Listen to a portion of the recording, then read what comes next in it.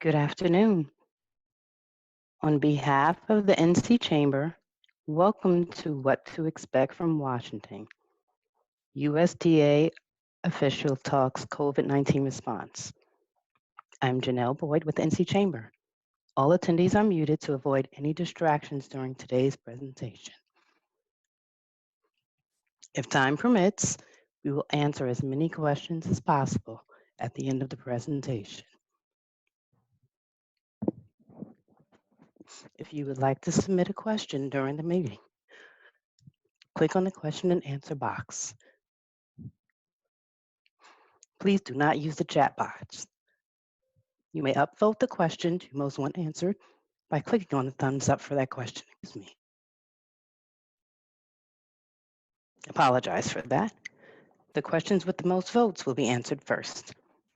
The recording of today's webinar will be made available to you via email within 24 hours of the webinar. Now I would like to introduce Reis Starling, General Counsel and President of the NC Chamber Legal Institute. Hey, well, thanks, Janelle, and certainly thank you for those of you that have joined us, and I know others will join and some will have to come and go. We understand that. I think setting a little bit of a stage for this call, the North Carolina Chamber is serious about having a stronger relationship and a symbiotic relationship with the agriculture and agribusiness community in the state. We know that ag and agribusiness are our state's #1 industry, and that the rest of our business world cannot be as strong if our #1 industry doesn't remain strong. And so we wanted to field this event. It is in line with another program that we run regularly called Ag Allies. We try at least every other month to have an Ag Allies call. And so if you don't know or have never heard that phrase, please reach out to us and we'll make sure we get you on the list for that.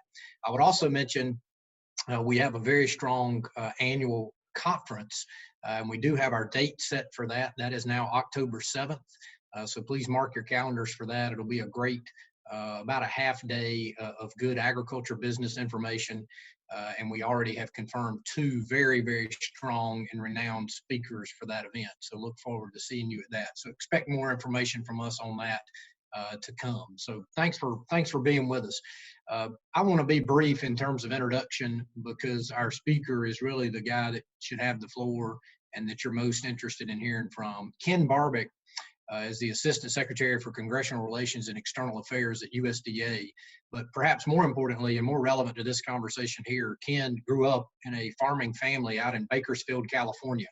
Now, you may think that Bakersfield, California is a long way from here, and geographically it is, but I can tell you, having been there now several times, if you were to ride around in that agricultural community in that part of California, you would feel like you were right at home. Actually, you might feel a little bit intimidated. They do have a lot going on out there in terms of the ag world, and Ken grew up right in the middle of that, which paved the way for him after attending Marantha Baptist University and getting a BS in business management. He actually ended up working with California-based Western Growers Association, which is the advocacy organization for many of those fruit and vegetable farmers out there in California and outside of California. He has spent a turn in the U.S. House as a staffer. He's been at the United States Trade Representative Office as a Deputy Assistant U.S. Trade Representative for Congressional Affairs. And then I think I'm very proud that we were able to lure him over to USDA, where he has an extraordinarily challenging job. It is his job to keep the leadership of the department happy with the Hill, and it's his job to keep the Hill happy with the leadership of the department. Needless to say, Ken has his hands full. The last thing I would say before we just let him open with some remarks and then go to Q&A is, more importantly than anything I've shared with you about Ken, he has a heart of gold. He has a heart of gold for his personal family and his faith walk, and for that reason, I'm proud to call him a personal friend. But in addition to that, and relevant here, he has a very, very big heart for agriculture. And I know that because he and I sat through some long, long nights and long days together and even some long weekends. And he is still doing that on your behalf, on behalf of the taxpayers. And the last thing I would say is Ken Barbic is in the room. There were very few meetings with the secretary where we were discussing matters of major import, where Ken was not a voice at the table and not involved in the conversation. And so with that, I can think of no one better suited to help us deal with this topic, what's going on in Washington, what can we expect, than Ken Barbic. So Ken, please take a few moments to update us on your activities at USDA. Unfortunately, if you just tested your mic, I did not hear you. So you may want to not use your headphone. It's totally up to you, though. Ken, we're good when you are.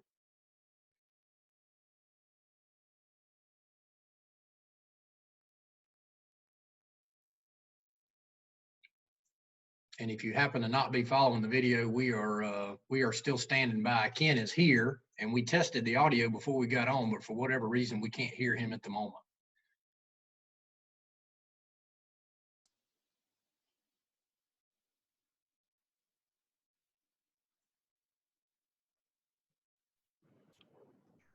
You there? Ken, can you hear us? I can hear you. I can hear you now.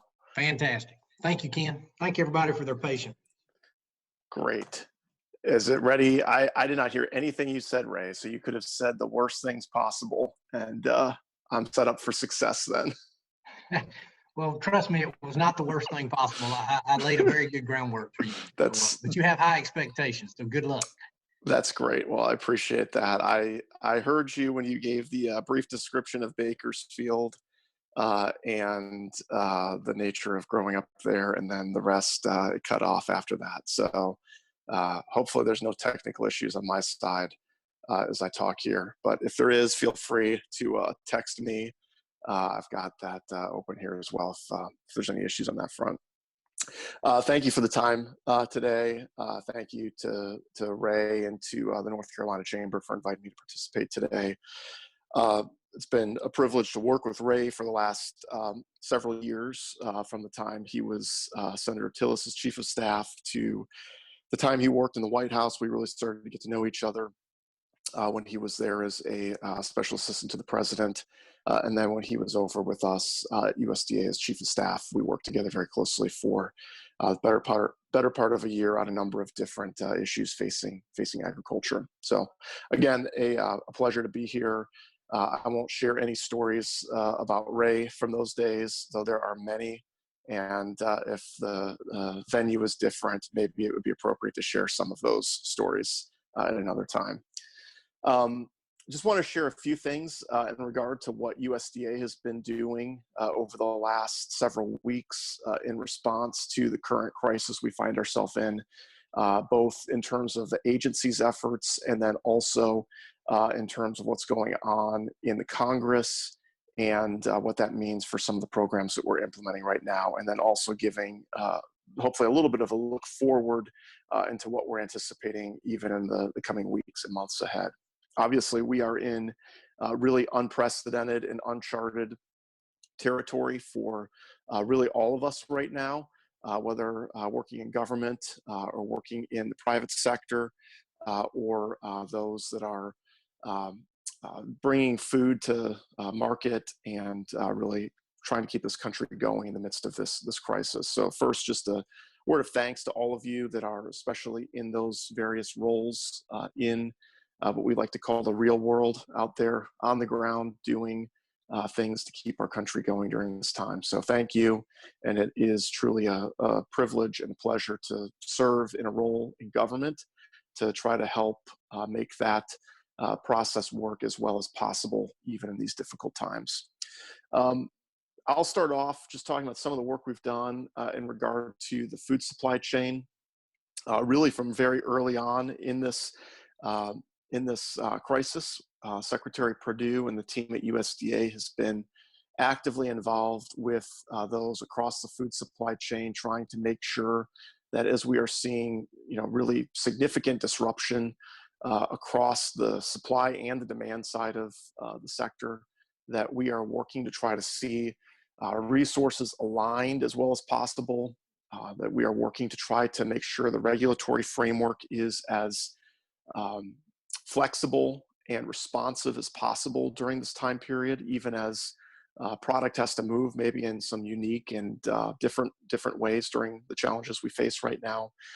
From early on, we have spent time on conference calls, pulling stakeholders together, all the way from the grower producer level up through the retail side, and then everything in between. And we've really served as a conduit for folks across the supply chain to get their concerns and their challenges into the administration, into the executive branch, and then working to bring attention to those issues across the federal family. We have fed information into the Vice President's task force. The Secretary meets regularly with the other cabinet officials. As you know, many of you in agriculture know that so many of the things facing food manufacturers and farmers and ranchers, USDA has oversight and some equity in, but there's many other agencies that are involved with regulations and issues facing agriculture. So we try to be a voice on behalf of all of our stakeholders in that regard. We will continue, I think, with those kind of interactions with the food supply chain, hearing issues as they come to the forefront, not just as we go through this current crisis, but even as we see the economy get up and go back to work. We're already starting to think through the challenges and the opportunities that are going to present themselves as we see states start to reopen, as we see businesses start to come back online again. There will be a whole host of additional challenges we have to work through, even as we had to work through a number of things when our economy went through this major disruption and slowdown because of the health challenges we all face. So the food supply chain issue, again, very, very first and foremost in terms of things that we've been focused on, getting protective equipment to frontline workers, working with agencies to get testing capacity ramped up, all of those kind of issues. And I'm happy to answer questions on those things more specifically as we get into it.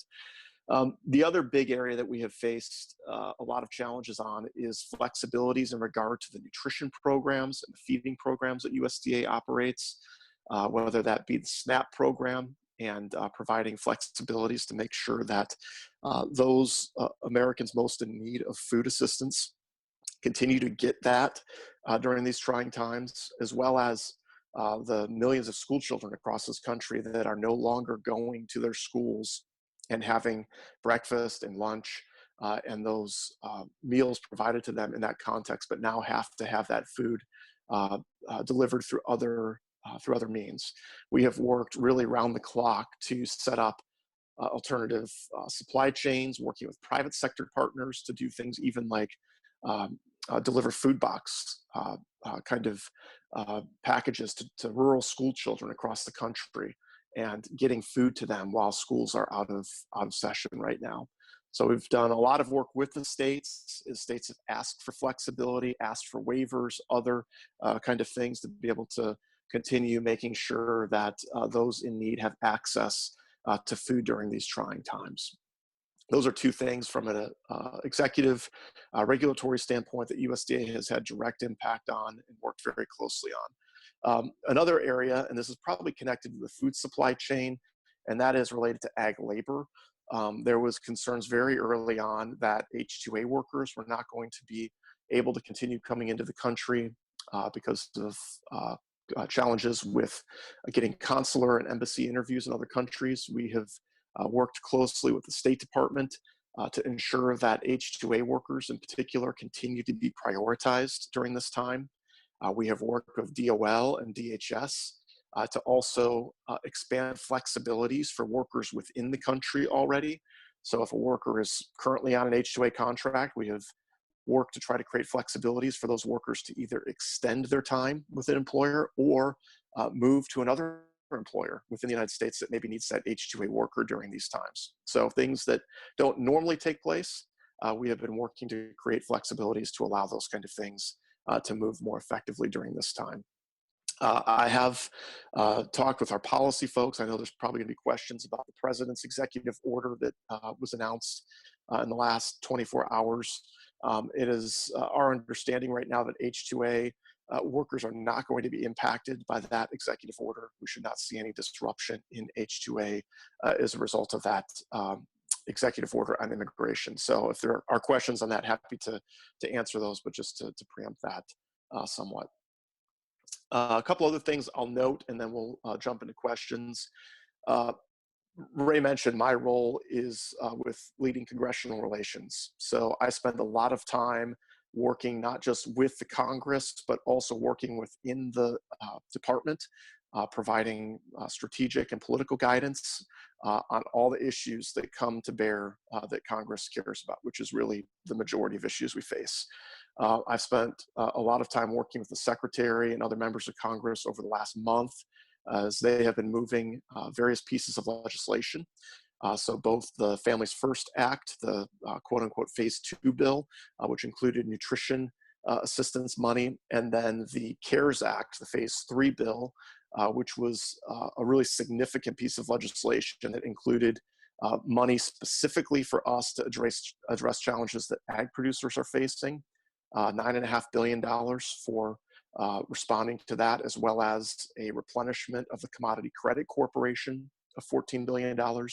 We worked closely with the leaders in the Congress on that and those negotiating that bill, as well as working with the Small Business Administration on the PPP loan program to ensure that agriculture would have access to those loans, ag businesses would have access to those loans.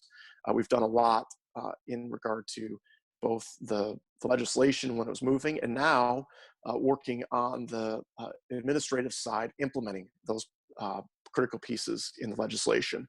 So we've spent the last couple of weeks working to implement that $9.5 billion and some of the flexibilities we have under the Commodity Credit Corporation to launch the Coronavirus Food Assistance Program that we just announced on Friday evening. The president announced at the press conference along with the secretary.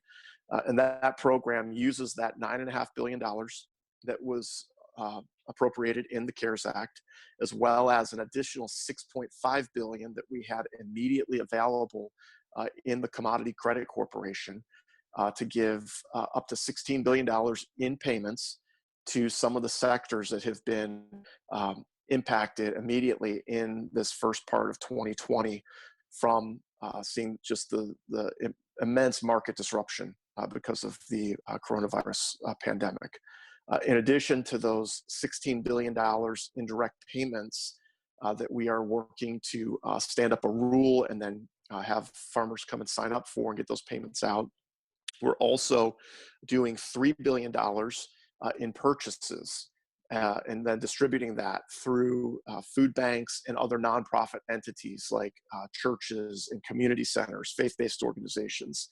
And for that purchase program, we're going to be buying things like dairy products, various meat products like beef, pork, and poultry, and then fruits and vegetables. So many of those highly perishable products that, because of the demand destruction that we have seen from large-scale restaurant institutional buying, we are working with that $3 billion portion of the CFAP program to come in and purchase that product and then distribute it to these various entities to get that product out again to those who are most in need of receiving that product during these trying times. So we are working actively to get that program stood up. I'm happy to answer questions on that program. We are in the midst of putting a rule together, so there's a limitation on how much we can talk about on that program right now, but I can at least talk in some broad brushstrokes in regard to that program. The last thing I'll mention is the ongoing discussions that Congress is having on a potential phase 4 bill. So if you follow the news, there have been some initial discussions about yet another stimulus type bill for Congress to come in again with further assistance to bolster the various aspects of the economy that are facing desperate and significant challenges right now. So USDA is having conversations in context of those discussions. We are sharing data and information in regard to the impact in the ag sector. We have told members of Congress, I was on a call with the Secretary and some members of the Appropriations Committee right before this. We have told them that the program that we have just launched, the $19 billion program, is an initial step. We have heard loud and clear from the stakeholders that that is not going to cover all of the losses that are currently being faced in the ag sector. So we are aware that this is a first step, not a final step. And we are having those conversations with congressional stakeholder partners, as well as others within the executive branch as well. So happy to answer any questions on that front as well. So I think with that, I will stop talking and open it up to any questions you all may have. Thank you, Ken. The first question is, I would like to know how industries can get PPE that they were getting before COVID-19. Yes, so on the personal protective equipment, that has been a challenge that we have been talking with the task force about. I know that there has been a lot of issues. Obviously, healthcare providers are at the forefront of needing that equipment, and that's where a lot of the surplus has gone to, and a lot of the inventory on PPE has gone to healthcare. So I'm sure there may be some healthcare-related folks on this call. That's where a lot of that's gone. We have been raising within the Vice President's task force and with CDC and with FEMA in particular, the need for our frontline agricultural workers to be able to have access to that as well, especially those working in packing facilities. We've seen a number of COVID cases in meatpacking plants. Especially in the news has been the situation in Sioux Falls, South Dakota. There's been also significant outbreaks in Colorado and Minnesota. I'm sure there's some in North Carolina as well with that need. We are working to secure masks and other protective equipment that can be pushed out to various entities. But we are raising that again with those key federal agencies and the need to get that out. I don't have a specific in terms of here's when that's all going to make its way down to various individual entities, but it is something that we are highlighting and then also talking with state and local officials with, in addition to broader stakeholder organizations, trade associations, and whatnot, to try to make sure that that is getting out as quickly as possible. But we are fully cognizant that there are some significant challenges getting that right now. Thank you. The next question says, thank you for taking the time to address the needs of our agribusiness industry here in North Carolina. As an agritourism farmer that has experienced loss of income through the occurrence of hurricanes and now the COVID-19 pandemic, my question concerns relief for businesses such as my own. I've been told that the SBA does not issue relief for farmers and that there is no way to claim a loss of income through the FSA for agritourism. Will there be any allocations for farms and the funds being sent down, and exactly what help is there available for agritourism farms? Yeah, thank you for that question. And we've heard that concern. I've heard that on other stakeholder calls, and we're certainly sensitive to the challenge that those in agritourism especially are facing right now. My understanding is that the PPP loans would still be available for even those in an agritourism business. That obviously is not going to compensate for all the loss that may be incurred through a lack of traffic from this current situation. In terms of the program that we are standing up right now, the CFAP program, there's not a mechanism to compensate for agro-tourism based losses with that program. We are addressing producer losses in terms of crop value losses. So if you have that you can document, especially if you're in agritourism on the maybe on the fruit and vegetable side, come into the ag marketing service. There's going to be a whole process for identifying what those losses are and setting up compensation for that. But in terms of traffic from individuals coming in from an ag tourism perspective, that's probably going to be a little bit more challenging for us to address in what's currently stood up right now. But certainly continue to raise that with Congress as they're looking at additional bills. We're continuing to raise that, something that we're hearing, and I'm sure others are doing the same. Thank you. Do you have a timeline for direct payments to qualifying farmers from the just announced program? Yes, so the Secretary has indicated that we would like to have sign up by the end of May. Right now, the process for putting these things forward, he is a sooner rather than later kind of guy. I think would love to have payments going out the door today if we could. The challenge is we have to put together a rulemaking for how this money gets distributed.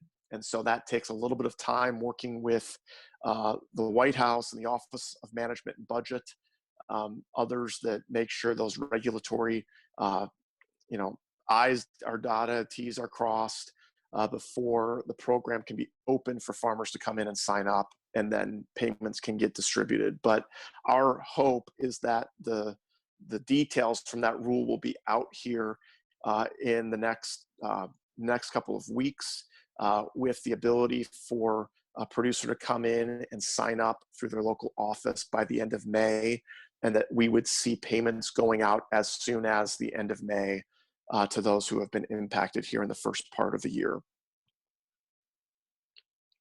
And I recognize that explanation sounds like, bureaucratic speak from DC. So that is the frustration of putting these kind of things together from a DC perspective. Okay. Thank you. Okay, the next question. We are produce distributors supplying fresh produce to grocery store chains all across the U.S. Our employee out of Chile comes to work for us 5 months out of the year and is integral to our business and supply chain. He has been unable to get his DS-160 visa due to closures from COVID-19. Is there anything you can suggest on how we can get him into the U.S.? He was supposed to be here on May 1st, but we're stuck and we will be seriously and negatively impacted without him here. So that's a pretty particular question. I don't know the answer on that specific. What I would suggest, we have set up a handful of email inboxes that stakeholders can email with particular concerns that may be coming up. There's one in particular for issues related to ag labor, H-2A, workers coming into the country, all of that. It is simply aglabor@usda.gov. That email address should be on our website as well. The inbox is monitored every day throughout the day. So if I'm not sure who that question came from specifically, but if someone else can follow up even with me directly, or just send an email to that inbox, aglabor@usda.gov, and we can follow up more specifically with any advice and counsel on that. It sounds to me like that's probably a State Department issue in terms of getting that form processed. But again, USDA works very closely with our other federal partners, the State Department, Department of Labor, DHS, who all have a role in some of the foreign workforce coming into the country. So we are always happy to try to work to push some of those things forward as we're able to. So please follow up directly with the specifics, and we can try to track that down. Hey, Ken, this is Ray. Can you hear me now? I can. Yeah, I'll jump in. I'm able to see the Q&A box, and the person who submitted that question, it looks like her name is Brittany. Let me just say, Brittany, I think your home state senator, Senator Tillis, would also be willing to help dog that a little bit. And so feel free to reach back out to me at the chamber, and we'll make sure you get connected with Senator Tillis's staff. Ken, I want to jump in. I know there are other questions. There's one I want to press you on, and I think you probably know it's coming. North Carolina is the second largest producer of pork in the country, and have some of the really leading industries operating here. Looking at the allocation of funding from the relief package, One of the things that we think is really going to be challenging for our pork sector are the payment limits that are in place. And you, as a person that's been in Washington now for well over a decade, this is a tough conversation, and it splits not just the left, but left from right, but oftentimes it splits the left and the right, even within the two body politics, if you will.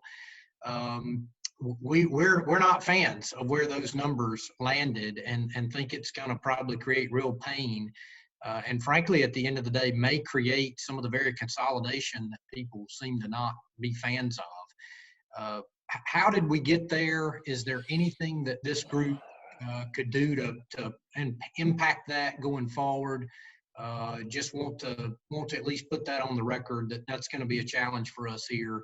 And then I'd make a similar point about tobacco eligibility for the program.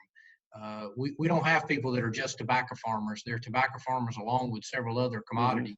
And often they balance that use of labor with tobacco and other crops throughout the summer. And so, very painful as long as that's a legal commodity and something that keeps our farmers in business. It's painful to not see them get the help they need. And then the last thing I'll say, and then I'll actually let you talk, is both of these industries have been very impacted by the administration's trade policy.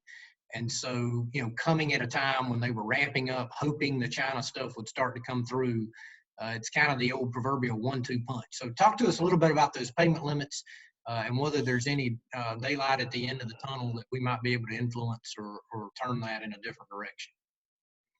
No, thanks for that, Ray. And I certainly was expecting that question to come at some point on this. That's certainly something we have heard, and certainly something that the Secretary is very sensitive to as well.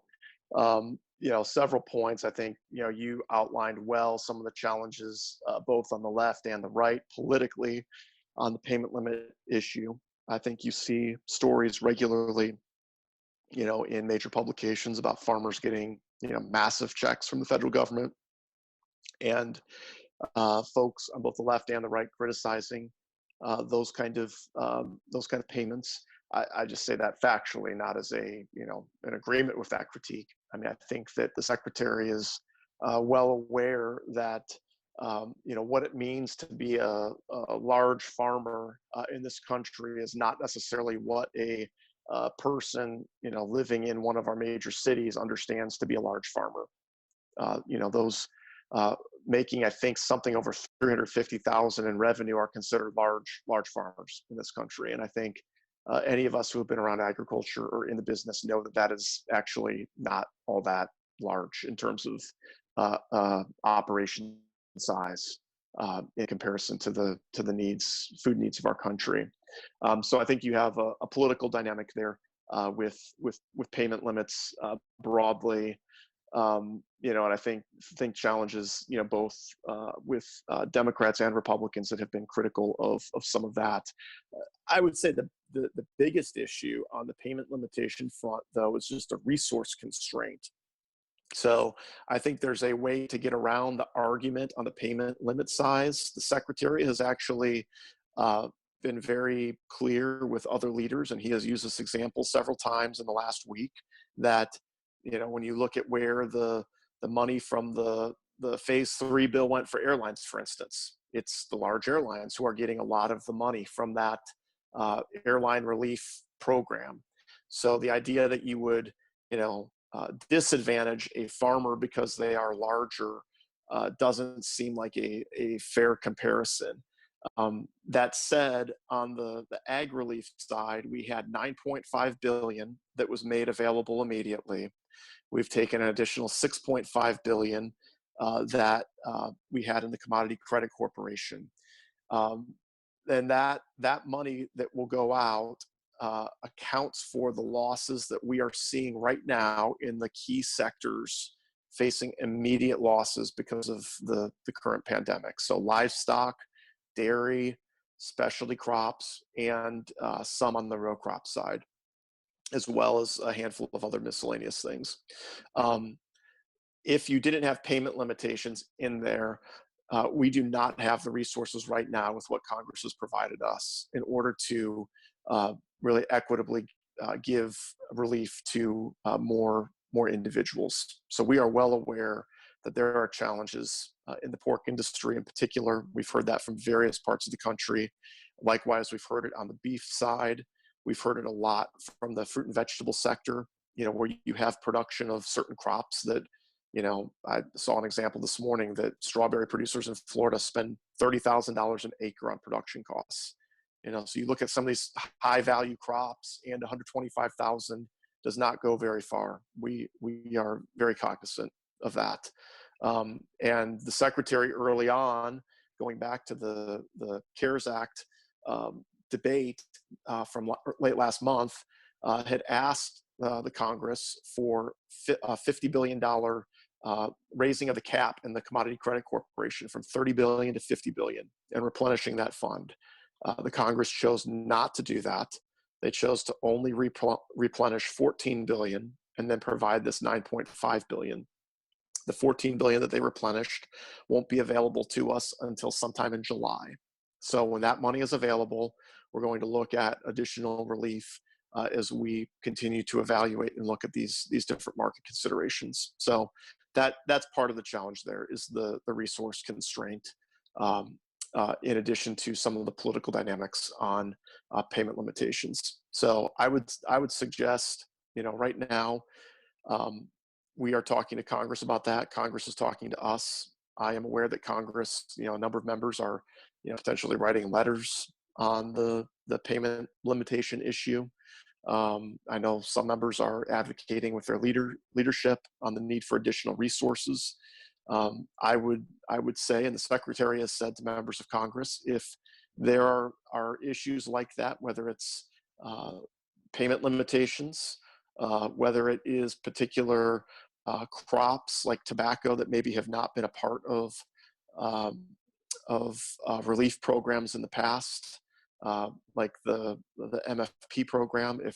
If Congress would like to see those things included, they should direct the USDA to do so, and direct the administration to do so more specifically in their language. So that's where we've been at right now. But again, I understand that explanation only goes so far if you're on the receiving end of those levels right now. But I will say we are well aware and sympathetic to the fact that does not go nearly far enough in the midst of this current situation. Thank you. Next question is, what steps are being taken to ensure the safety of the food supply chain? Yeah, so on the food safety front, USDA continues on all the efforts that we normally undertake. Our frontline food safety workers are still working every day. They are part of the essential workforce that is showing up and coming to work, even while many Americans are at home right now in the midst of this crisis. So, the inspection of meat at packing facilities, our APHIS inspectors inspecting produce and other products coming in across international borders. We are continuing all of that work even in the midst of this situation. There have been some out there who have suggested that the coronavirus can be transmitted through meat. So I think that, as folks have seen some of the outbreaks in these meat packing facilities, there's been concern that maybe coronavirus can be transmitted through that.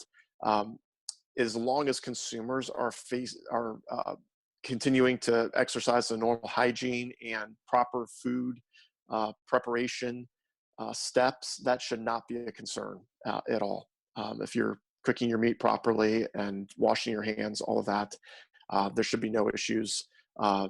Even if for some chance that virus was traveling on the surface of a product, it should be taken care of through any of those steps. So we have seen no evidence that there's transmission through the food supply, and we're not concerned with that as long as consumers continue to exercise the steps that they should be taking. I think it's good to jump in here, Ken, and just point out, all of that meat inspection, the meat and poultry inspection is a USDA function, not an FDA function. And you all are, the fact that you're showing that flexibility and trying to keep those plants running and keep inspectors out there, that's a tall task and a tall order. So thank you for the job USDA is doing there. Go ahead, Janelle. Thank you, Ray. Next question.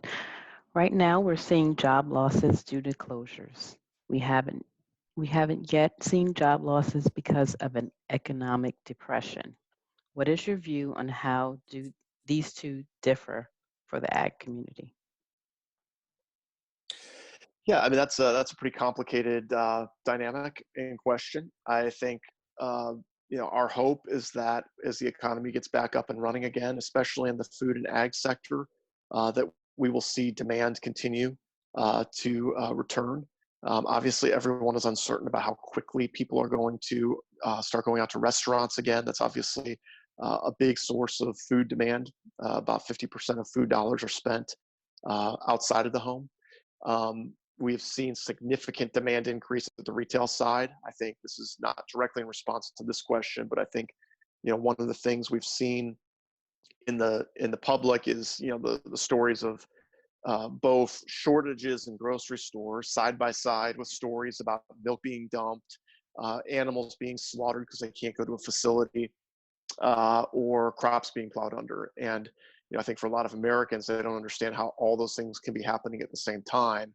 And if you're in ag production, you do understand that, it's a misalignment of supply and demand. And if you are processing for commercial institutional purposes, you may not be suited to quickly turn your facility over to retail kind of packaging and retail distribution. And so that's why you're seeing this huge demand surge on the retail side, but not necessarily the ability to get all that product into the retail space. Meanwhile, if you had product going into institutional and more commercial outlets, you may not have the ability to move that product into retail space. So that's one of the reasons we are coming in with some of the programs we are on the purchase and distribution front.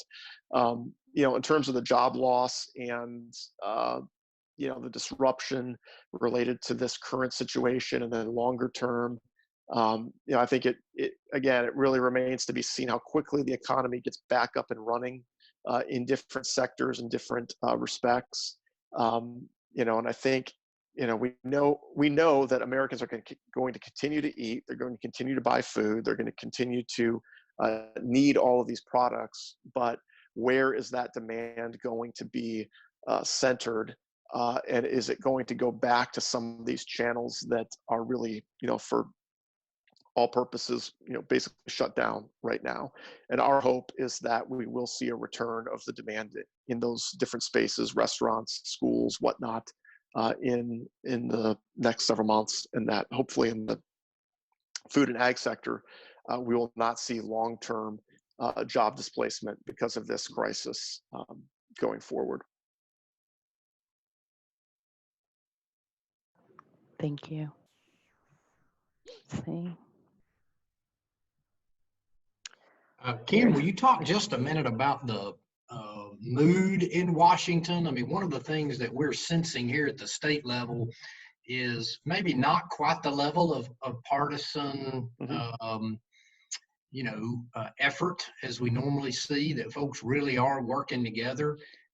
We know that, and I don't blame the media, it's because of our desire. They peddle stories where there's conflict because they know that'll get a click, because that's our human nature. But what's the mood? Talk a little bit about, we've seen this phase 4 kind of be on again, off again. At one time, I think, there were some folks that wanted more than just a replenishment of the funds. That seems to have kind of been put now back on the back burner, but sure enough, we don't have the legislation yet. It's not passed. So what's the mood like, and are folks working together? Talk about that a little bit in terms of, you're on the front line. You actually, I believe, did some briefings yesterday for groups of Hill staffers and their members, and actually had members on the call. What's the mentality right now, and how are folks holding up, basically, in the political? Yeah, that's a great question. I mean, I think that I tell people even before this crisis, the things that get headlines are the partisan issues. And even prior to this crisis, there is much more that goes on behind the scenes. And I know, Ray, you're well aware of this too, but there's plenty of issues, day to day that are going on. The work at USDA that is not partisan at all. In my role, I work with both sides of the aisle, and there's plenty of work that goes on that no one takes notice of because it doesn't get clicks on a website. It doesn't sell, in terms of stories. But there's a lot of that. I would say that the mood uh, is better, even in regard to all of that. It's even better over the last several weeks. Obviously, there's a very serious situation that everyone's facing, and I think we've seen this in times past, whether it's in foreign conflicts and wars or other natural disasters. I think Americans tend to come together, even at a political level, when we are facing a common crisis, and I think you're seeing that even now. So this afternoon it was an off the record conversation, but the secretary did a briefing with all the members of the House Appropriations Committee, Republican and Democrat. And if one of the people on this line was listening into this and you didn't know who was asking the question, you would have not known if it was a Republican or Democrat asking the question. The tone was very congenial. It is, I think, a tone right now, especially on some of these food and agriculture issues. It is one where everyone wants to try to do the right thing and accomplish things that are going to help our farmers, help get food to the people who need food right now. And you're not going to see a lot of that in the media, again, because people usually want to see whatever the controversy of the day is. They don't want to see the stories of how people are working together. So I think it is maybe good that you're not seeing a lot of stories in the ag space in that regard, because it's probably a demonstration of how both sides are trying to work together. So I would say the mood is generally good. Folks are working very long hours. Everyone's working, almost everyone's working remotely right now.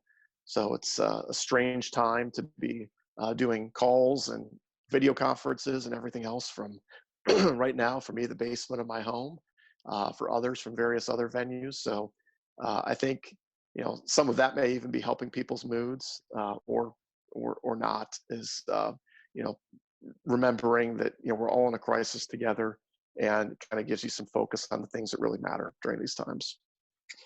Ken, I'm going to ask one more question, and then I think Janelle is going to unfortunately probably shut us down. But again, can you hear me okay, Ken? I can hear you just fine. It's probably surprising that you've gotten into this presentation 45 minutes and you haven't had to answer a trade question. I think part of our challenge, again, going back to the pork sector and the tobacco sector here in our state, part of the challenge of the hole we're in is some of our trade challenges. And certainly I was with you on some of those front lines. Maybe things are not materializing quite as we had hoped.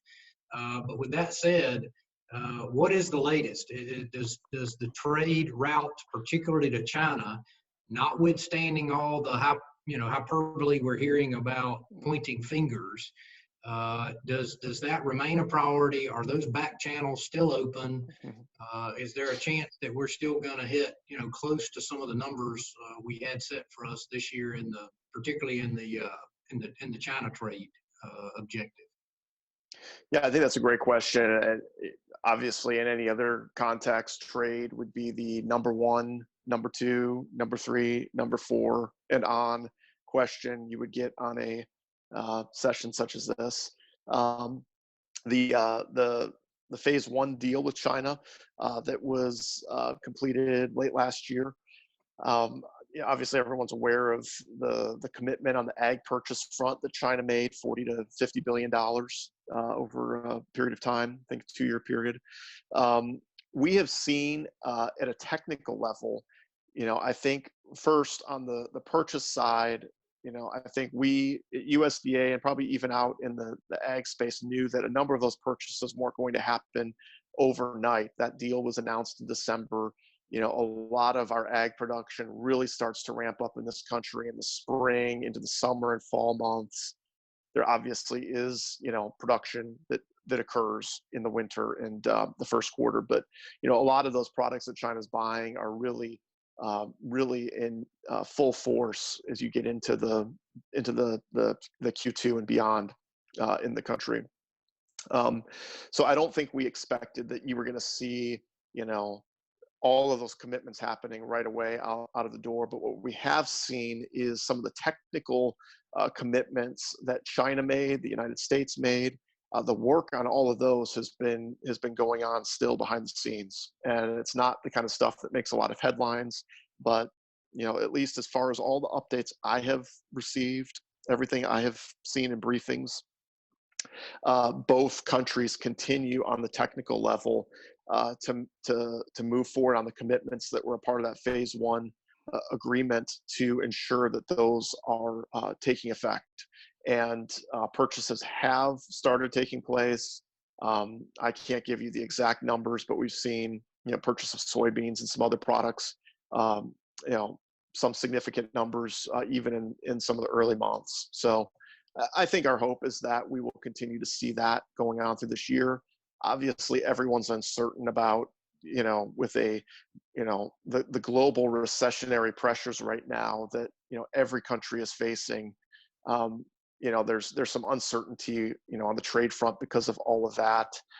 So I don't have the crystal ball to be able to say exactly what that's going to mean on the trade front, but I think that we are at least encouraged on some of the initial steps under that phase one deal. Thank you, Ken. Thank you. I think I'll take, we may have time for one more question before I turn it over to you, Ray. Okay, so let's see. Where are congressional staffers working? Are they working from home? What tools are they using to communicate? And how is this impacting the logistical side of communicating on the Hill? Mm-hmm. What is the second part of the question is, what is the best way to make contact for advocacy efforts given the current environment? Yes, so Congress itself, the members are on recess until May 4th, which means they're all back, for the most part, they're back in their home states. I think that, for a lot of big gatherings, folks are trying to make sure that that's not, you don't have members of Congress on planes going back and forth across the country every week, particularly, with the virus kind of where it's at right now, and, some of those members being in high risk situations. From a congressional staff perspective, a lot of the folks I know are working from home right now. There are some that are still going in the office. I know a handful of offices that one staffer per day is in the office, but that's it. As far as I've seen, every office is still very responsive to requests and whatnot from constituents. I don't know, in terms of, if their main line is set up for calling those. I probably don't have the best visibility on that, just because most of the congressional staff that I talk to on a regular basis, I have their cell phone. Honestly, my day-to-day job has not changed all that much, because a majority of the work I do with congressional staff is by phone, and the same with members of Congress. So, I'll get a call from, a member, whether I'm in the office or sitting here in my basement, and it has little impact beyond potentially hearing my 7-year-old and 4-year-old upstairs making noise while I'm on the call. Ken, one part of Atticus's question was how do we best lobby right now? Not in the artful term that professional lobbyists use, but as novices and just informed citizens who want to try to make sure our concerns are on members' minds. Can't go see them. It sounds like you're having to mainly resort to phone calls and working with staff. Is that in a brief response? Is that kind of the best thing to do? Is there something else we need to be doing? Yeah, I think working with staff. I think that folks. I will say that associations and those kind of entities are all very active right now. So those representing various stakeholders, they are front and center with what we're doing. Almost every day, I'm getting calls not just from members of Congress, but from representatives of various sectors of agriculture. making sure that we're seeing what their constituent issues are, and making sure that we are aware of what they're facing on the ground. So I would say, working through associations is significant. If you have a relationship with a member of Congress, they want to hear what's going on right now. And those members of Congress, when they hear what's going on, they're telling us what's going on. So, the majority of my day and the secretary's day and some of the other senior leadership is, hearing from a member, who's maybe sitting at their house, but is, getting the calls from, that producer in their district that is facing a, significant crisis situation, and, wanting to share that directly with us. So you're limited right now in that, we don't see big groups of folks flying into Washington and, kind of spreading out over Capitol Hill and around DC to get their message across. But I do think that, at least from what I've seen, folks have been pretty effective about getting their concerns in front of their members of Congress, or getting them directly to USDA, and getting those on folks' radar screens. I would add that one of the other key things right now, if you're facing, situations, is it's always good to hear anecdotes. I'm facing this, I had to destroy this crop, or, had this situation. But then also getting more comprehensive data is also important. So, we want to be responsive to individual concerns, but, some of those things, like the question that was asked earlier about the worker with the visa issue, that's an individual concern. We want to address that. We want to help move those kind of things. But when you're in a federal policymaking role, whether that's on the Hill or that's in the executive branch, you need to also have broad, holistic numbers and data that is able to support, policy decisions that are going to impact broadly across sectors and, maybe commodities. So having that kind of information readily available and working with, kind of the key leaders in the industry to make sure they're equipped with those kind of numbers and data is very important during times like this. The last thing I would say is, if you're in, any of you listening in, you're on the forefront of the things that we're doing in Washington. So you're going to know first and foremost, the impacts that you're facing. We find out about it in a kind of a secondary way. And I think that also is true as you're looking forward and down the line of, projecting issues that are going to be faced, even as we see hopefully the economy opening up here again pretty soon. What are those challenges going to be, and helping us think through those, as far in advance as possible is helpful. As we often are, in these kind of roles, we are called to be reacting to and responding to the crisis of the moment in the day. But we also want to be looking forward and proactively. And it takes the help of partners on the outside to help us be able to do that most effectively. Thanks, Ken. And that's a nice place to point out, this partnership's important, being able to access folks on Hill. Thank you for the time that you've spent with us this afternoon. I think we're probably in, at least economically, the most challenging period we've entered in the modern era as far as agriculture is concerned. Thank goodness we have not, it does not seem to have turned out to be the most challenging healthcare time quite yet. And we hope, of course, that doesn't happen. We're certainly, while we've been spared, I think some of the health impacts economically, we are, we're taking it on the chin in the ag sector. So thank you for being here. Thank you for, coaching us through some of those kinds of questions. I know you are a person who is accessible, and we appreciate that. And for folks still listening in, thank you for tuning in. We at the Chamber want to be helpful and get you the information that you want. So please give us some feedback. And Janelle, I know you have some things to close us out. Yes, I do. Thank you, Ray. I want to thank everyone for attending today's presentation on what to expect from Washington. USDA official talks COVID-19 response. We hope you found today's content valuable. You will receive a brief survey of the webinar via email. We would appreciate any feedback you can provide to allow us to improve these sessions. Again, the recording of today's webinar will be made available to you via email within 24 hours of the webinar. Thank you all. Stay safe and healthy during this time. Have a great afternoon. Thank you.